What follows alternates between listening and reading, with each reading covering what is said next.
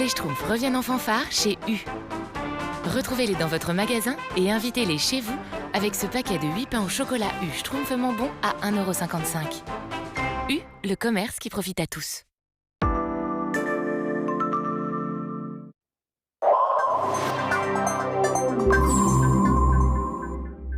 Bienvenue sur le Grand Soir d'un an. Dans un instant, le porte-parole de Nicolas Agnan est avec nous, Laurent Jacobelli. Bonsoir, vous nous parlez du programme du candidat et puis on attend votre réaction également sur ces ralliements de plus en plus nombreux à Emmanuel Macron, le dernier étant le ministre de la Défense. On va également parler ce soir de la ministre de l'Éducation, Najat Vallaud-Belkacem, qui vient de décider de renforcer la sécurité dans les établissements scolaires au lendemain de l'attentat de Londres et de l'attaque du lycée de Grasse, avec notamment la formation à la sécurité de 1500 cadres éducatifs, et puis la création d'un centre national de crise pour renforcer la coordination, accélérer également la sécurisation des bâtiments ou la réalisation d'un guide. Jean Bevalet, vous êtes consultant spécialiste en sécurité. Qu'est-ce que vous pensez de ça? Est-ce que c'est un effet d'annonce ou ça peut avoir son utilité dans le contexte actuel?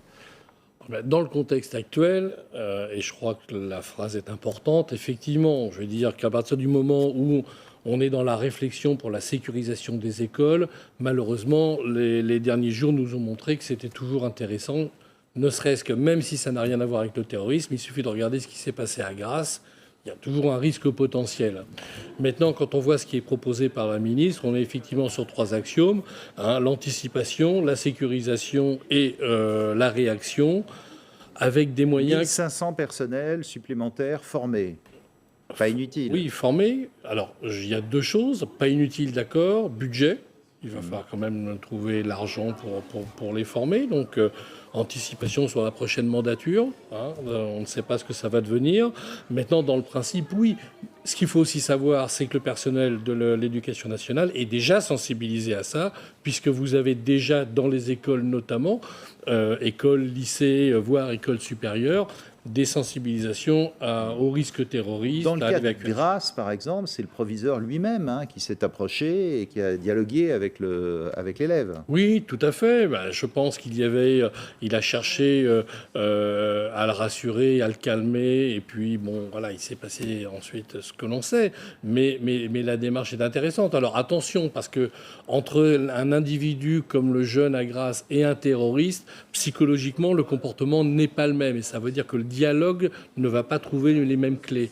Mais former des gens à ça, oui. Ceci dit, après, derrière, il ne suffit pas de former une fois. Il s'agit d'entretenir la formation. Il s'agit d'apporter aux gens des compléments réguliers.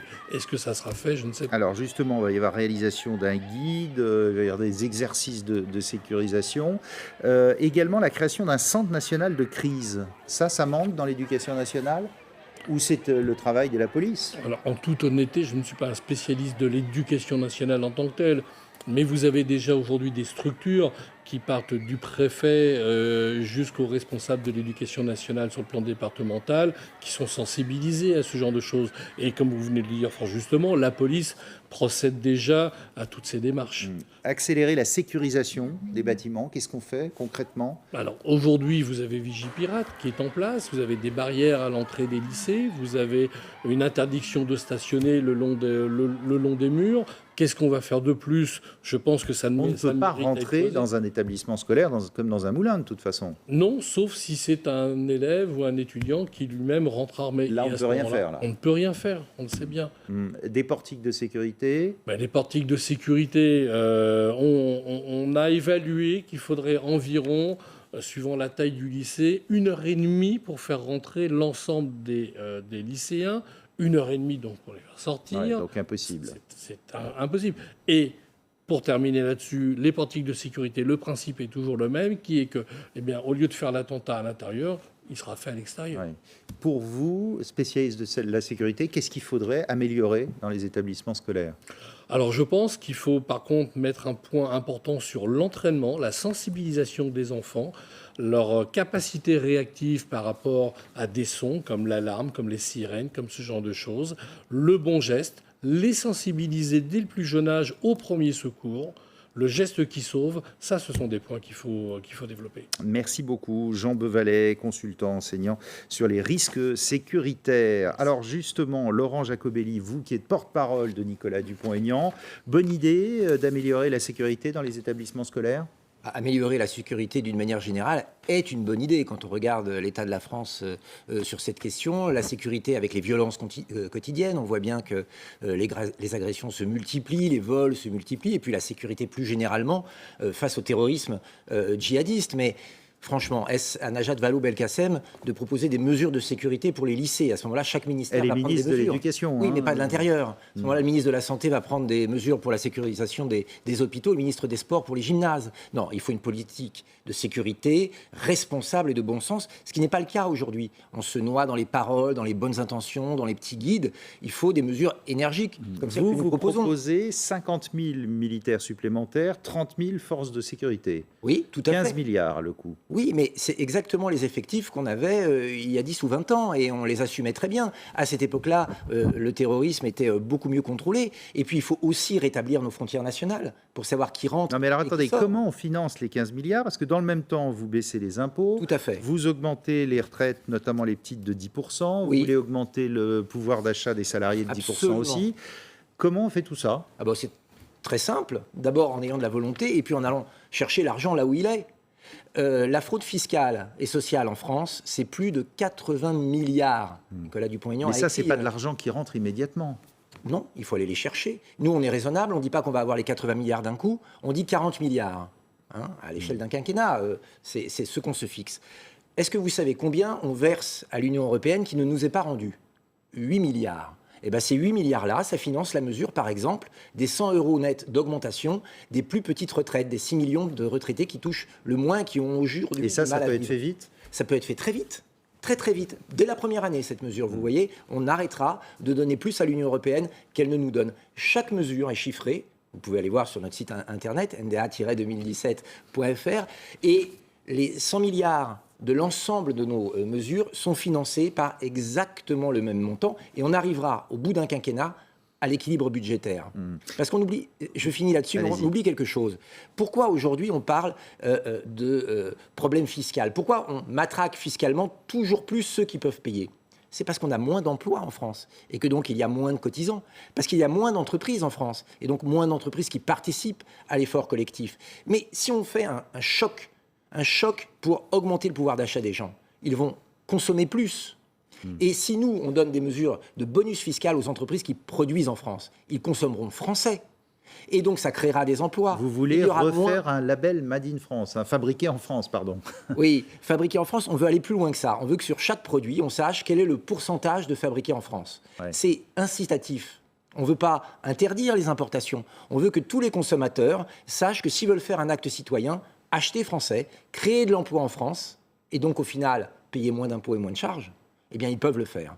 Alors, Nicolas Dupont-Aignan, qui, du point de vue politique, maintenant, cette fois, a fait un appel du pied aux sarkozystes. Écoutez. Aujourd'hui, ils sont de plus en plus nombreux à la base, pas au sommet. Et ils sont de plus en plus nombreux à voir que M. Fillon ne pourra pas empêcher ce duel. Et je suis convaincu que je peux l'empêcher. Je suis convaincu que le projet que je propose est un bon projet. Je demande aux Français de le lire. Mais au nom de quoi, en démocratie, on n'aurait pas le droit, monsieur Apathy, d'éviter un choix entre le pire et le pire. Et au nom de quoi ? Personne ne vous conteste ce droit. Eh bien, je le fais. Et vous verrez qu'il me reste 30 jours pour convaincre les Français qu'on peut sortir de ce système sans partir dans l'excès.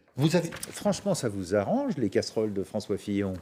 Non, on ne peut pas dire ça quand on aime la démocratie, quand on aime son pays, de voir un leader politique traîner des affaires et des casseroles. Alors, est-ce que c'est vrai ou pas ? Moi, je ne suis pas juge, mais c'est toujours gênant, surtout en période d'élection présidentielle. Mais moi, ce que j'ai entendu dans la bouche de Nicolas Dupont-Aignan ce matin et dans plusieurs interviews, c'est de dire attention, l'impensable, ce sur quoi ni vous ni moi n'aurions parié il y a encore 3 mois, va probablement nous arriver si on ne fait rien. La gauche va se maintenir au pouvoir. François Hollande, c'est qui pour vous d'ailleurs ? François Hollande, sous le masque d'Emmanuel Macron, oui c'est bien ça, va continuer, on va continuer comme ça, on va continuer avec... Attendez, pour vous, Emmanuel Macron, c'est un sous-marin du président ? Ah mais c'est pas un sous-marin, c'est son clone. Alors, plus réussi physiquement peut-être, mais c'est exactement la même chose à l'intérieur. Il a conseillé François Hollande, il a été son ministre, alors aujourd'hui il nous dit qu'il est nouveau. Enfin non, il n'est pas nouveau, il a un bilan et ce bilan est catastrophique. Alors on va réécouter là-dessus Nicolas Dupont-Aignan également, notamment sur le ralliement du ministre de la Défense, Jean-Yves Le Drian, aux idées d'Emmanuel Macron et du mouvement En Marche. Est-ce qu'on va laisser la France à M. Macron avec tous les soutiens socialistes de M. Mitterrand à M. Hollande ? Mais attendez, il faut se réveiller, là, c'est un cauchemar, c'est une manipulation gigantesque. On fait passer M. Macron pour un moderne, mais ce n'est pas un moderne, c'est la réincarnation d'un socialisme de la gauche caviar, qui a ruiné la France. Et donc il va falloir se battre. Et j'invite donc les électeurs républicains à choisir le bon cheval, si je peux me permettre. Donc pour vous, quoi, Macron, c'est de l'escroquerie ? Ah oui, bah, j'aurais pas osé employer Non, le mais je mot. vous pose la question, moi. Ah oui, bah écoutez, c'est quand même quelqu'un qui reprend tous les vieux députés ou ministres socialistes frelatés dont on ne veut plus et qui arrive à nous faire croire que c'est de la nouveauté. En fait, on prend une vieille marchandise et on change le packaging, comme on dit en marketing. Il arrive même à faire croire que son programme peut être soutenu par un communiste comme Robert Rue et un ultralibéral comme Alain Madelin. Ça veut bien dire que c'est vide, creux, que c'est rien du tout. Sauf que, ça c'est vous qui le dites, mais regardez les derniers sondages, ça marche. Sondage IFOP fiducial, regardez, Macron, 26. Alors, Nicolas Dupont-Aignan grappille un peu, il est à 5,5. Mais enfin, l'écart est gigantesque. De toute façon, vous n'avez aucune chance, si on regarde les sondages, d'être au deuxième tour, même s'il reste encore 30 jours. Alors, vous auriez été présentateur à CNN, vous m'auriez dit que Donald Trump avait aucune chance. Vous auriez été présentateur à la BBC, que le Brexit n'avait aucune chance. Et même sur LCI, probablement, vous m'auriez dit il y a quelque temps, M. Fillon Enfin, il y a n'a 20 aucune points chance. là. Et M. Hamon n'a différence. aucune chance. C'est exactement l'écart qui les séparait. Donc pour de ceux vous, que je ça viens veut de rien citer. dire ce qu'on voit là. Ça veut dire qu'il y a un danger. Macron à la tête de l'État, toujours plus d'Europe, toujours plus de délocalisation, toujours plus de chômage, toujours plus d'immigration. Face à cela, on a un candidat de droite et du centre qui est décrédibilisé, à tort ou à raison. Il ne peut plus gagner. Le cri que nous lançons, c'est « il faut sauver la France ». Sauf qu'il est à 17 ou à 18 et que vous êtes à 5,5. Nous sommes les seuls, face à Macron, à pouvoir rassembler tous les patriotes, humanistes, tous les électeurs de droite et du centre, tous ceux qui ont envie Le de Front sauver la National France. est aussi patriote. Il y a plusieurs formes de patriotisme, il y a plusieurs formes de journalisme, il y a plusieurs formes de ça n'a rien à voir. socialisme. Mais qu'est-ce que vous répondez, par exemple, à un Florian Philippot, le numéro 2 du FN, qui vous fait une nouvelle fois un appel du pied en disant au deuxième tour, Dupont-Aignan nous rejoindra, il ne peut pas faire autrement. Eh bien, moi, je dis à Florian Philippot que c'est très gentil, mais qu'au deuxième tour, nous serons présents. Parce que nous allons rallier tous ceux qui ne veulent pas que Macron gagne. Et c'est un appel que nous lançons à tous les gaullistes, à tous les républicains, à tous ceux qui ne se L'homme à reconnaissent pas en abattre, François c'est Macron Fillon. pour vous. Et pour la France, oui, bien sûr, clairement. C'est le plus Il a dangereux. montré- C'est il a pas mon- Marine Le Pen, c'est Macron. Mais attendez, pour l'instant, Parce que vous avez vu les sondages, ils sont quand même au coude à coude. pour l'instant, celui qui est en passe de gagner, selon les sondages, etc., c'est Emmanuel Macron. On est dans la marge d'erreur. Il là. est- Donc il a Marine un Le bilan. Pen présidente, ça vous va mieux Pas qu'Emmanuel du tout. Macron président. Mais si je suis là devant vous en étant porte-parole de Nicolas Dupont-Aignan, c'est parce que pour moi, le seul choix aujourd'hui, c'est Nicolas Dupont-Aignan. Sans aller dans les excès des extrêmes, mais qui peut corriger le tir par rapport à ce que l'UMP hier et le PS aujourd'hui ont fait en matière européenne, en matière de sécurité, on en parlait tout à l'heure, en matière d'emploi, en matière d'éducation, en matière de famille. Donc il y a une voie raisonnable pour remettre la France debout. C'est ce que nous représentons. Le On FN est n'est très pas optimistes, nous, hein. raisonnable. Pourtant, vous avez de nombreux points communs avec eux dans les programmes. On a beaucoup de points communs avec plein de gens. Alors, Vous vous rapprochez plus dans le programme de celui du Front National que tout autre. c'est votre analyse. C'est votre analyse. On parlait tout à l'heure des sarkozystes. Vous voyez, nous, on propose par exemple la défiscalisation des heures sup, de remettre le travail et le mérite au cœur de l'action républicaine. Vous auriez pu me dire que je ressemblais ou que nous ressemblions aux Républicains. Et je peux continuer. On peut ressembler aussi à M. Jean-Pierre Chevènement, puisque en matière de politique monétaire européenne, nous nous rapprochons de lui. Vous savez, quand une idée est bonne, elle est bonne. Comment Après, ce sont les gens qui l'incarnent et les équipes qui incarnent ces idées qui peuvent parfois faire la différence. Alors, 100 euros de plus par mois, par exemple, pour les retraites, 10% de plus pour les salaires. Comment vous faites ça? Ça, je vous l'ai expliqué pour les retraites. Non, mais pour les salaires, notamment. Pour les salaires, vous Ça savez. se décrète pas, c'est pas Si, simple. je vais vous expliquer comment ça se décrète. Nous allons baisser les charges qui sont supportées par les salariés à hauteur de 40 milliards. Bon. Ça va, pour eux, représenter l'équivalent d'une amélioration du salaire net de 10%. Ce salaire net, ils vont le réinvestir dans l'économie du pays. Et avec notre aide au produire en France, ça va aider les entreprises françaises et notamment les petites et moyennes entreprises qui aujourd'hui n'en peuvent plus des normes et du matraquage fiscal. Elles vont créer des emplois car elles ne demandent que ça. Aujourd'hui, c'est la législation qui les contraint à ne pas le faire. Et ces emplois, ça fera des chômeurs en moins, donc des dépenses d'aide aux chômeurs en moins, donc des impôts en moins. Tout ça, c'est un cercle vertueux. Il faut arrêter avec le cercle vicieux dans lequel on est. Moins d'emplois, donc plus d'assistance, donc plus d'impôts, donc moins de consommation, donc moins d'emplois, donc plus d'assistance, etc., etc. Ça a été essayé depuis 5, 10, 30 ans, ça ne marche pas. Il faut casser ce cercle infernal. Franchement, si par hasard vous n'étiez pas au deuxième tour, vous faites quoi ? Écoutez, nous regarderons qui est au deuxième tour. Moi, je n'ai pas de boule de cristal. Et puis, nous prendrons Petite idée, peut-être, la quand même. meilleure décision possible. Bon. Nous nous battons du matin au soir, 7 jours sur 7, pour que Macron ne passe pas et pour offrir une alternative à tous ceux qui ont été déçus par le candidat issu des primaires, à tous les gaullistes, à tous ceux qui ont la France au cœur et qui sont raisonnables. Et voilà il nous reste pourquoi on 30 se bat. jours.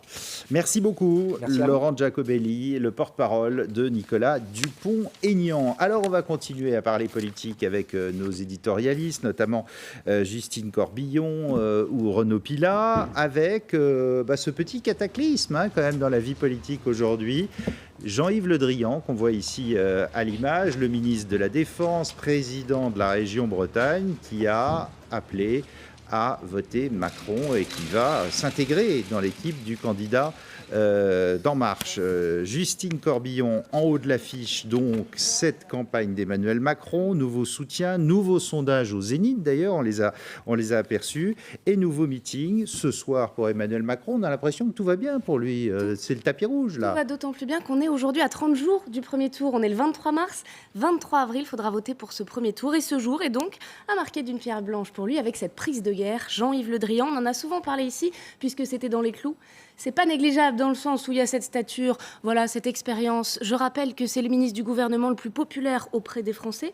Donc bonne prise pour Emmanuel Macron, évidemment. Douche froide chez Benoît Hamon. Lucas Ajdela l'a suivi toute la journée. Il était en déplacement à Strasbourg. Ah oui, il là, n'a ça pas passe voulu pas du tout. répondre une fois, 2 fois, 3 fois. Bon, il faut dire que tout le monde l'a interrogé là-dessus alors qu'il faisait un déplacement sur la Défense. Mais vous allez voir, c'était pas la joie. Une petite réaction peut-être sur le ralliement de Jean-Yves Le Drian à Emmanuel Macron, surtout aujourd'hui, une visite consacrée à la défense justement.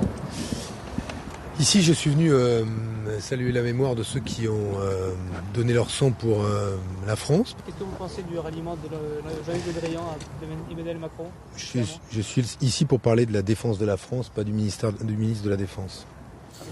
Et voilà. Et en plus, comme l'a souligné Voilà, Lucas dans sa circuler, question, il n'y a rien à voir. complètement, En gros. sauf que bon, ça l'a traîné comme ça toute la journée. En plus, il faisait un déplacement consacré à la Défense le jour où le ministre de la Défense le lâche, même si c'était pas de toute façon prévu qu'il le soutiendrait. Regardez ce tweet de Maryse Lebranchu qui n'a pas manqué de noter ceci. Elle soutient Benoît Hamon. Elle dit voilà, c'est moche de faire ça ce jour-là. D'ailleurs, Benoît Hamon, dans son discours cet après-midi, avait écrit une partie un peu élogieuse sur Jean-Yves Le Drian qu'il a retiré au dernier moment. Enfin, Et c'était puis, dans les tuyaux depuis un certain temps. C'était dans les Ouais, tuyaux depuis on un en certain parlait. temps. Mais enfin, ça fait toujours bien de dire du bien, du positif de cette personnalité qu'est Jean-Yves Le Drian, et Benoît Hamon n'a jamais manqué de le faire. En tout cas, communiqué cinglant de l'équipe de Benoît Hamon cet après-midi. Regardez, c'est intéressant de disséquer ce que disent communiquer. En fait, il pointe les contradictions qu'implique ce ralliement, puisqu'Emmanuel Macron voudrait créer, c'est une de ses nouvelles mesures, d'ailleurs dans son programme, un service militaire pour tous les jeunes.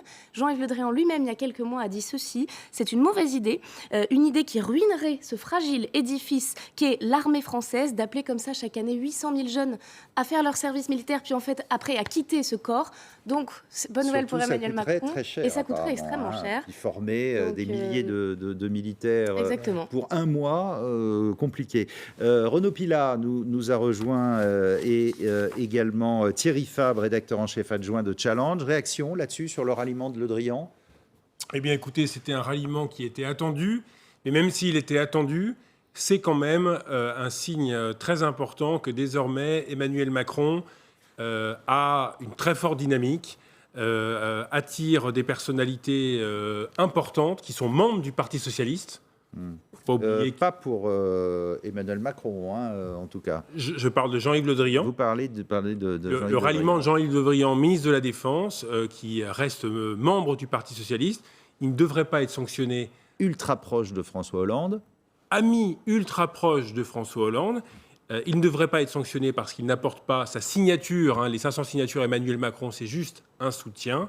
Et vous le dites, Damien, très très proche de François Hollande. Mais attention, ça ne veut pas dire que c'est une forme de soutien de François Hollande à Emmanuel Macron. Pas du tout. C'est une décision individuelle de Jean-Yves Le Drian, qui est proche maintenant d'Emmanuel Macron, qui d'ailleurs en Bretagne, effectivement, est dans la même démarche qu'Emmanuel Macron, c'est-à-dire que c'est pas du tout un idéologue, Jean-Yves Le Drian, c'est quelqu'un qui gouverne aussi bien de façon pragmatique, même y compris avec certains... Parce que Benoît Hamon, lui, il est furieux. Il dit la Bretagne, elle a voté socialiste, notamment dans le Morbihan. Bon, Bretagne, c'est pour tout d'un coup, c'est plus de la démocratie. Et ces ralliements-là vont à Macron. Et ce qui est intéressant, c'est qu'il y a 10 jours, plusieurs centaines d'élus socialistes avaient appelé à voter Benoît Hamon. Ils essayaient de tenir le terrain. Quelque part, on s'assoit un peu sur la démocratie, là, alors. On s'assoit sur la démocratie. Mais vous savez, Damien, on est dans une telle période de recomposition que c'est pas qu'on s'assoit sur la démocratie, c'est que la démocratie est en train d'évoluer et que le paysage politique français est en train d'exploser. Thierry Fabre. On ne s'assoit pas sur la démocratie. Pour illustrer ce qu'on a vécu aujourd'hui, je vous citerai mon confrère des Échos qui a recueilli les propos d'un parlementaire au sujet de Hamon et qui dit « Le Titanic coule avec 1000 tonnes de plomb ». C'est quand même un point très important pour Benoît Hamon, même si on s'y attendait. C'est quand même une grosse claque. Le départ de la personnalité, on l'a dit, Jean-Yves Le Drian, c'est quand même une grosse personnalité du gouvernement. Et ça illustre, à mon sens, la cassure qu'on a très bien vue depuis le départ des deux gauches irréconciliables.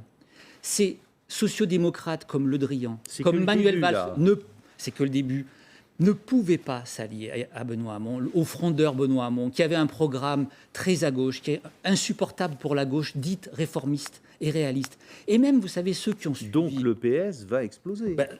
Normalement, c'est la logique, a priori. Après, on peut tout prévoir, mais c'est un révélateur. En tout cas, c'est chaque fois ce révélateur de ce parti qui rassemble des gens qui ne peuvent pas vivre ensemble. Vous savez, on peut dire que c'est antidémocratique. Je finis. On peut dire que c'est antidémocratique que Valls n'ait pas accepté le verdict des primaires, mais quand on a suivi leur campagne, on voyait bien que c'était impossible pour lui de soutenir. Non, Renaud, pourquoi est-ce qu'il n'a pas explosé le PS? Le PS n'explosera pas parce que, vous savez, il y a les législatives, Damien. Ouais. Et qu'un certain nombre, et même la plus grande partie des députés socialistes, ils tiennent à leur poste, ils tiennent à leur siège. Donc ils ne vont pas faire exploser. Oui, mais ils vont choisir un camp ou l'autre.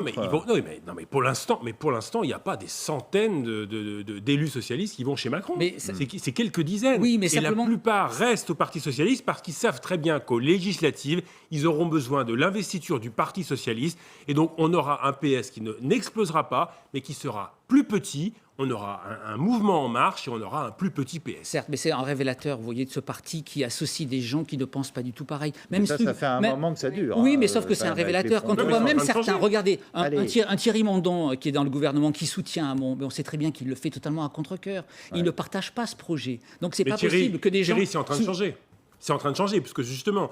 Emmanuel Macron, avec son grand espace central, fait bouger les lignes et fait que désormais, certains socialistes vont enfin là où ils pensaient vraiment être, c'est-à-dire chez Emmanuel Macron, et d'autres qui sont au Parti socialiste actuellement, on verra où ils en seront dans un an. Les masques vont tomber quand même quelque part. Ils sont en train de tomber. Allez, Justine, on imagine qu'Emmanuel Macron n'est pas peu fier de cette prise. Pas peu fier, c'est exactement ça. C'est comme ça qu'on l'a ressenti cet après-midi auprès de Marie Chantrey, notre journaliste qui l'a interrogé. Il était en déplacement, lui, en Bourgogne. Marie va lui poser la question sur Jean-Yves Le Drian. Regardez et écoutez Emmanuel Macron. Beaucoup de candidats de droite et de gauche ont un problème depuis plusieurs semaines, ce sont des défections. Nous avons à vos yeux un problème, ce sont des ralliements ou des soutiens. C'est beaucoup moins grave à gérer, donc il y a beaucoup de monde qui nous rejoint, vous inquiétez pas. Monsieur Hamon et son équipe parlent de ralliements inacceptables. Écoutez, j'ai pas de commentaire à faire, il leur appartient. On tient les gens pas par des disciplines, on tient par de la conviction et des projets. Alors, est-il toujours aussi content, Emmanuel Macron? On va poser la question à Marie Chantrey en direct de Dijon ce soir, puisque c'est là qu'Emmanuel Macron tenait un meeting. Bonsoir Marie. Que nous a raconté Emmanuel Macron à la tribune? Est-ce qu'il a réévoqué ce nouveau ralliement? Écoutez, nous sommes en pleine Marseillaise qui marque la fin de ce meeting d'Emmanuel Macron, un candidat d'En Marche qui n'a pas boudé son plaisir. On l'a entendu tout comme durant cette journée, malgré des rideaux d'eau et une pluie insistante sur la région de Dijon, promettant notamment à la tribune ce soir que oui, dans les semaines, les jours qui viennent, il y aura d'autres ralliements, des poids lourds, des hommes, des femmes de droite et de gauche qui le rejoindront. Car aujourd'hui, il y a évidemment Jean-Yves Le Drian, mais également Dominique Perben ou encore Philippe Douste-Blazy, ancien ministre de Jacques Chirac, justifiant ce soir une volonté de recomposer cette vie politique. Oui, ces ralliements nous donnent de la crédibilité, mais il y aura aussi le renouvellement avec de nouveaux visages, manière finalement d'anticiper les critiques de recyclage. Ce qui est certain aujourd'hui pour Emmanuel Macron, c'est que ce ralliement de Jean-Yves Le Drian lui donne de la crédibilité sur ces sujets régaliens, crédibilité dont il manque, on le dit souvent. Il apparaît finalement comme fondamental pour assurer sa stature présidentielle. Lui, Emmanuel Macron, qui disait il y a quelques jours qu'il pourrait, Jean-Yves Le Drian, rester son ministre de la Défense s'il était élu. C'est évidemment une autre histoire et une affaire à suivre. Ce que l'on va maintenant étudier de près, scruter de près, c'est un futur déplacement ou apparition commune qui pourrait intervenir dans les prochains jours. Merci beaucoup Marie Chantré, Marie en direct de Dijon. En parlant de déplacement, alors Jean-Yves Le Drian ne sera pas à ses côtés, mais Emmanuel Macron il va être ce week-end à La Réunion. Et je voulais terminer par vous montrer cette image. Il risque d'y être assez chaleureusement accueilli, puisqu'un député maire local a réalisé une petite vidéo, c'est ce qu'on appelle un Sega. Et là-bas, en fait, c'est une sorte de chanson militante pour soutenir les politiques. Et bien Emmanuel Macron a désormais le sien. Vous l'avez apprise par cœur d'ailleurs. Alors vous allez voir justement, c'est vrai qu'elle rentre dans la tête, on va l'entendre. Vote pour Macron, vote pour Macron. Notre pays a besoin d'un bon président. Vote pour Macron, vote pour Macron. L'outre-mer, il mérite un bon dirigeant. Chirac avait eu la même chose, vous vous souvenez il y avait une musique, une chanson comme ça. C'est un honneur pour lui sans doute. On va faire un zoom à présent sur Benoît Hamon parce qu'à 30 jours du premier tour, il fait partie de ceux qui semblent vraiment être sur la pente descendante. Benoît Hamon, on l'a vu donc avec ce soutien de Jean-Yves Le Drian et Emmanuel Macron qui est lâché par une partie du gouvernement, par une partie du Parti socialiste. On va justement faire le point sur ces ministres du gouvernement qui ont rallié soit l'un Emmanuel Macron, soit l'autre Benoît Hamon. Ça penche tout de même du côté de Benoît Hamon, c'est quand même assez logique. Mais regardez, il y en a déjà 3.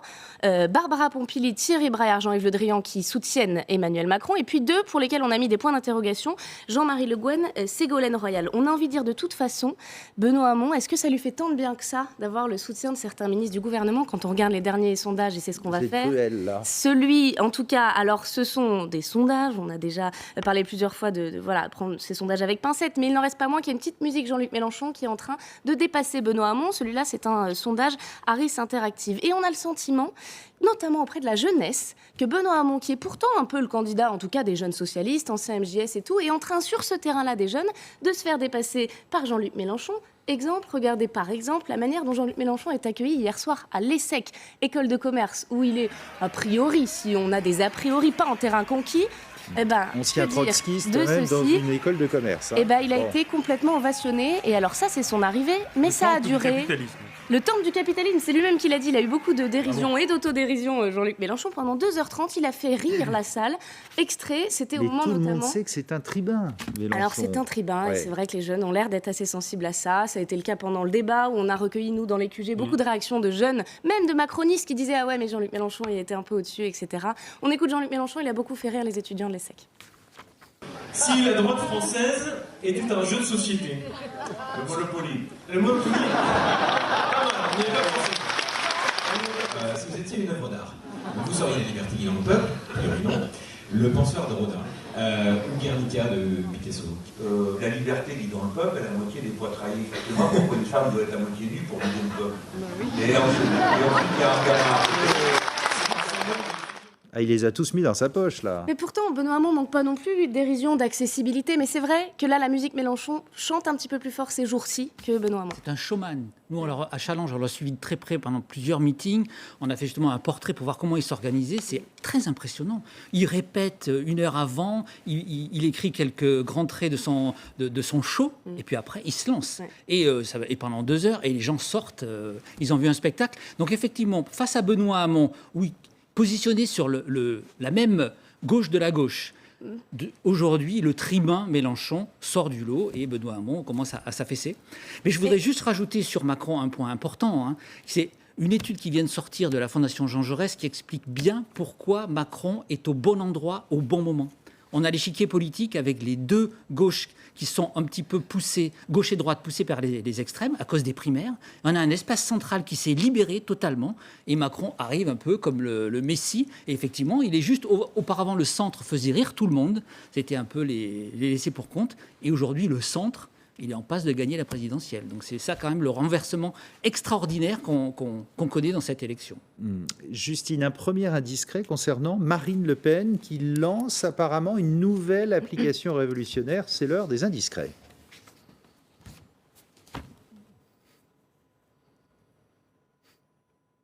Alors, c'est quoi cette appli? Alors, c'est une info LCI, c'est une exclusivité LCI. Ce que je vais vous montrer, aucune rédaction de France ne l'a vu. On en a de la chance. C'est cette application qui s'appelle Marine Plus. Vous allez rire, mais regardez, j'ai trouvé ça quand même assez impressionnant. Vous avez une affiche ou un tract de Marine Le Pen et l'application, et ben voilà, vous la téléchargez, elle se met à vous parler, Marine Le Pen, à vous expliquer pourquoi il faut voter pour elle. C'est quand même impressionnant. Alors, les initiés... Ça, sur n'importe quelle affiche de la candidate. En fait, notamment, et c'est là où je trouve que ça a un impact, notamment davantage que l'hologramme de Jean-Luc Mélenchon, dans les tracts que vous allez recevoir d'ici quelques jours pour les tracts des candidats dans vos boîtes aux lettres. Le jour J, même dans la file d'attente pour aller voter, vous savez, ces panneaux près des mairies. C'est comme un QR code ou... Eh bien, il suffit de télécharger l'application. Damien, vous mettez, je l'ai fait tout à l'heure, hein, elle m'a parlé, Marine Le Pen, tout à l'heure. Vous mettez, voilà, comme à l'instant, là, le téléphone devant et elle se met à vous parler. On peut dire que c'est un gadget ou pas, hein, notamment le jour J dans les files d'attente, s'il y a des gens qui se mettent à faire ça. Quand on connaît la volatilité du vote, on ne sait jamais. Un gadget, mais qui marche bien. Un peu moins réjouissant, vous nous donnez des nouvelles, et on va comprendre pourquoi, de François Hollande. Alors, c'est un indiscret de l'Obs cette fois, l'hebdomadaire, qui rapporte des propos qu'aurait tenus le président de la République ces derniers jours, où il aurait dit « Je suis à la fin de ma vie, je n'ai vécu que de la politique ». Évidemment, il n'est pas malade, c'est une métaphore pour dire que toute sa vie n'a été que politique, et qu'en effet, dans 45 jours, ça s'achève. Je rappelle le palmarès de François Hollande, 20 ans député, 7 ans maire, 4 ans conseiller général, 11 ans premier secrétaire et 5 ans président. Il a le blues de cette vie passée. Mais ça veut dire qu'il ne veut pas tenir un rôle après la présidentielle. Il l'a dit dans le bouquin de Davé et l'homme, la politique c'est terminé pour lui. Je voulais simplement vous dire que pour ce tract de Marine Le Pen, c'est une info d'LCI, c'est une info de Cyril Adrien, qui est notre journaliste reporter au service TF1 LCI. C'est grâce à lui qu'on peut vous raconter ça ce soir. Renaud Pilat, quel avenir pour François Hollande? Il en a encore un ou pas? Ça sera un avenir d'anciens présidents. En général, il y a des anciens présidents qui écrivent leur mémoire. Il y a des anciens présidents qui font des conférences, rémunérées ou non. François Hollande, ses amis pensent... Vous avez vu Nicolas Sarkozy qui va passer chez Accor, oui, tout à fait. Accor, et puis il a d'autres projets, effectivement, dans d'autres groupes économiques. Vraiment, il se lance dans le business. François Hollande, eh bien, quand on lui demande, et Michel Sapin, par exemple, lui dit « Qu'est-ce que tu vas faire ?» Et François Hollande répond « Et toi ?» Donc, effectivement... C'est le grand vide pour François Hollande. C'est quelqu'un qui a 30-40 ans de politique matin, midi et soir. Donc on verra ce qu'il fait. Certains de ses amis le poussent à peut-être essayer de lui trouver une fonction européenne importante. Il y a peut-être certaines fonctions qui peuvent se libérer. Mais il faut rassurer quand même François Hollande, il y a une autre vie après la politique. Il y a d'autres choses à faire. Il faut juste préciser que les anciens présidents ont les moyens d'avoir une autre vie. Parce que la République est assez généreuse en leur accordant... Même si ça a un peu baissé. Un petit peu, mais une dizaine de personnes, une rémunération. Voilà. Et donc, du coup, certains démarrent une autre vie. Valéry Giscard d'Estaing, par exemple, est très, très actif grâce à ces moyens-là. Vous parliez de Nicolas Sarkozy, c'est juste un petit problème. Il se lance dans le business, mais il a toujours le soutien de la République avec du staff, des rémunérations, des gardes du corps, des voitures. Voilà. Et donc, il y a quand même un mélange des genres pour un ancien président qui pose problème. Mais qui est légal. Mais qui est tout à fait légal. Il peut faire du business, être au Conseil d'accord et en même temps recevoir ce soutien de la République. Nicolas Boudot nous a rejoint. Bonsoir, avec la question politique comme tous les jeudis et avec l'aide d'Opinionway pour Tilder et LCI. Quelle est-elle, cette question? Vous l'avez posée à un échantillon de plus de 900 personnes. Oui, absolument. On a voulu savoir si les Français, à un mois, jour pour jour du premier tour, avaient envie d'aller voter. Parce qu'on a question une campagne fondamentale. Est-ce qu'on a eu une campagne? D'ailleurs, on pourrait presque se poser la question. Mais on a eu une campagne un petit peu curieuse. Donc, on a voulu savoir quelle était l'abstention un mois avant. Et on voit que 22% des Français interrogés disent qu'ils sont certains de ne pas aller voter. Alors, juste petit souvenir, la plus haute abstention on a dans envie un de premier comparer tour avec d'élection présidentielle, c'est 2002 avec 28%. Et en 2007 et 2012, c'était 16 et 20,5%. Donc vous voyez, on est déjà au-dessus et certain d'avoir une abstention, enfin certain, si on en croit ce sondage, mais d'avoir une abstention assez haute. Ça s'explique tout simplement par les affaires et par le fait que les Français se sont sentis privés de campagne. C'est-à-dire que les programmes des uns et des autres n'ont pas infusé, un petit peu lundi dernier lors du débat, mais ça n'a pas encore eu le temps d'impacter durablement l'opinion publique. Et donc les Français se détachent petit à petit de cette élection présidentielle. Est-ce que ça peut changer, peut-être, Renaud, là-dessus, une forte abstention?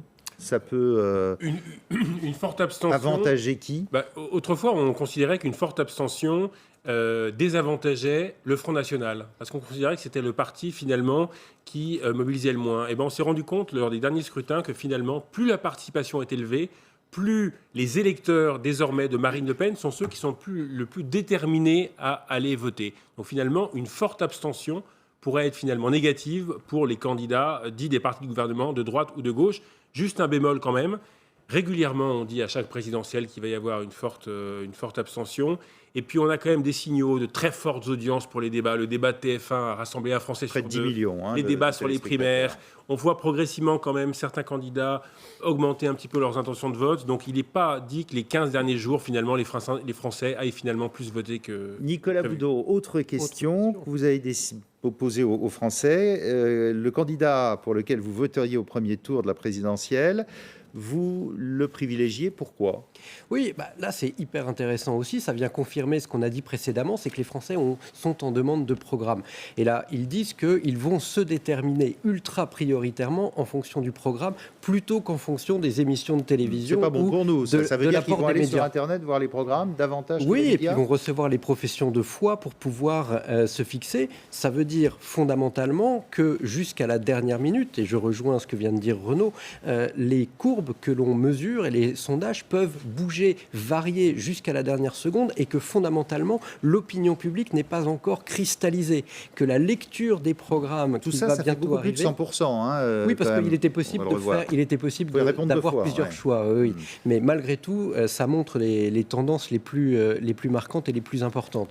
Et donc voilà, tout peut encore arriver. Thierry Fabre, les médias, c'est après les programmes. Non, mais c'est réjouissant, parce qu'on se dit que les électeurs sont préoccupés par le fond. Mais est-ce que c'est vrai? Parce que souvent, on se dit... Remémorez-vous la phrase d'Emmanuel Macron qui avait dit « Bon, les programmes, ce n'est pas l'essentiel dans une présidentielle ». Il avait lâché ça, parce qu'effectivement, on se dit que le président, on l'élit sur autre chose, sur une personnalité, sur une relation, sa façon d'être, donc quelque chose de beaucoup plus psychologique que le simple programme.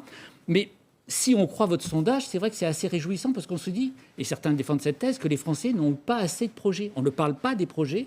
Le débat a été la première, mais donc à cause des affaires, c'est totalement catastrophique. Il n'y a pas eu le débat dont on a parlé ici. On se disait le débat Fillon-Macron, par exemple, qui est un débat super intéressant. On l'aura pas eu. Donc c'est à la fois déprimant, mais s'ils sont en demande, il reste quand même un mois, donc on peut espérer que dans le mois restant, les deux débats puissent être une vraie confrontation. Dernier mot. Non, il y a une telle volatilité de la part des électeurs qui ont choisi certes certains candidats, mais disent qu'ils peuvent encore changer d'avis. En 30 jours, tout peut arriver dans cette campagne, et les deux qui sont en tête peuvent être rattrapés par finalement les trois principaux autres, voire même ceux que l'on appelle les petits candidats. Ça, c'est hyper intéressant. Exactement. Et dernier mot, il ne faut pas se fier au monde dans les meetings ou dans les marches, parce que François Fillon, c'est plein. Jean-Luc Mélenchon, c'est plein. Les meetings de Hamon, c'est plein. Qu'est-ce qui fait le vote? C'est les 10 derniers jours, ce qu'on appelle la France dépolitisée. Les gens qui ne s'intéressent absolument pas à la politique. Ils disent, après tout, pour qui je vais voter. Et qui se préoccuperont de ça 8 jours ou 4 jours avant. Donc, merci. Le suspense reste entier. Merci à vous tous. Tout de suite, vous avez rendez-vous avec le journal sur LCI.